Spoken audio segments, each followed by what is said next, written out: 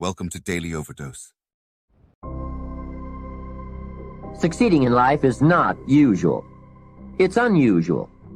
You need to develop some unusual habits to earn the outstanding rewards. A friend of mine said, a standard education will get you standard results. You want a lot more than standard results? You need to become a lot more than a standard person. You have to act and decide simultaneously. So what does that do? You see, that puts up a very curious problem, which in its own turn becomes a bind. This is true likewise of any sort of shooting, pistol shooting as well. That if you aim, if you decide and then fire, you're apt to do things like pulling the trigger instead of squeezing. All kinds of wrong things are done. And you're always a moment too late if you decide first. To try and act quickly enough so that you overtake the preliminary decision. To try not to decide first. And that is an impossible problem. We intend to when the idea strikes us. We intend to when the emotion is high. But now if you don't translate that into action fairly soon, now the intent starts to diminish. And a month from now, it's cold. A year from now, it can't be found.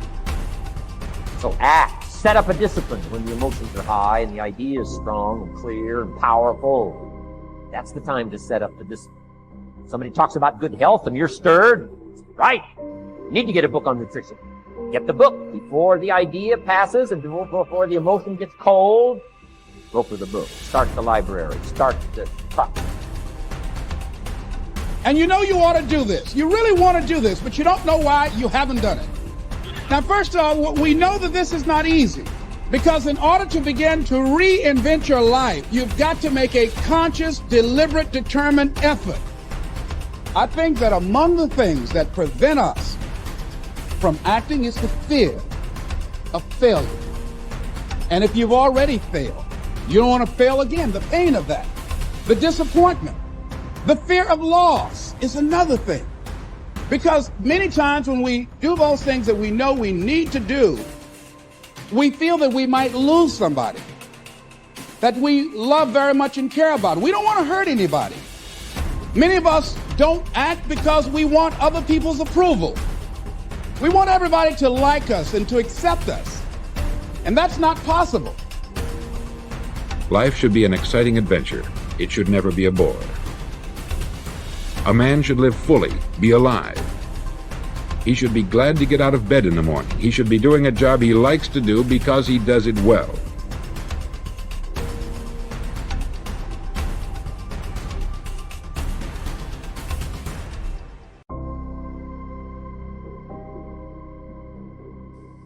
The fifth law of happiness is the law of expression, which states that whatever is expressed is impressed, and whatever is impressed is expressed.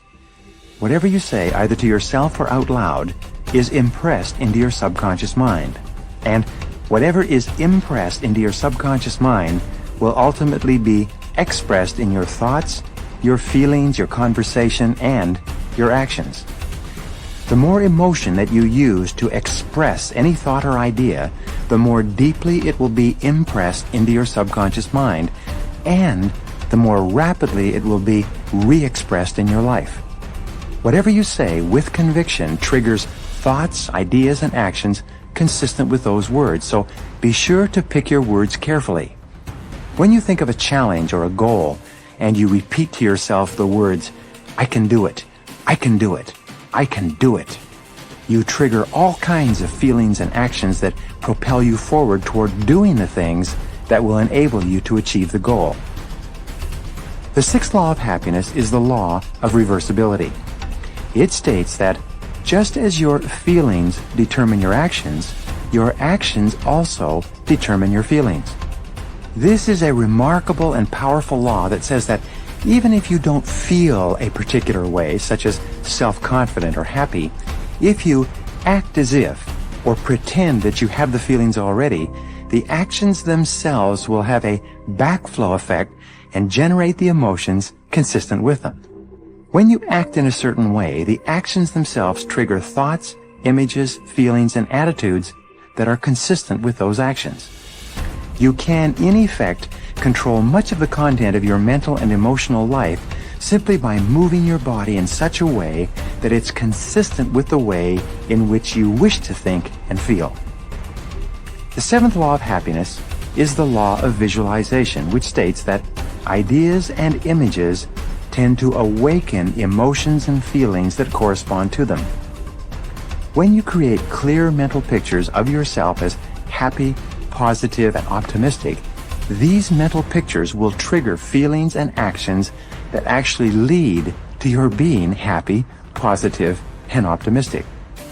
One of the most helpful exercises that you can engage in is to think of a time in your life when you've been extremely happy and to replay that experience on the screen of your mind as though you were running a movie projector. Put yourself right into the picture and re-experience or get the feelings that go with it. You can actually make yourself happy by dwelling upon previous experiences when you've been happy.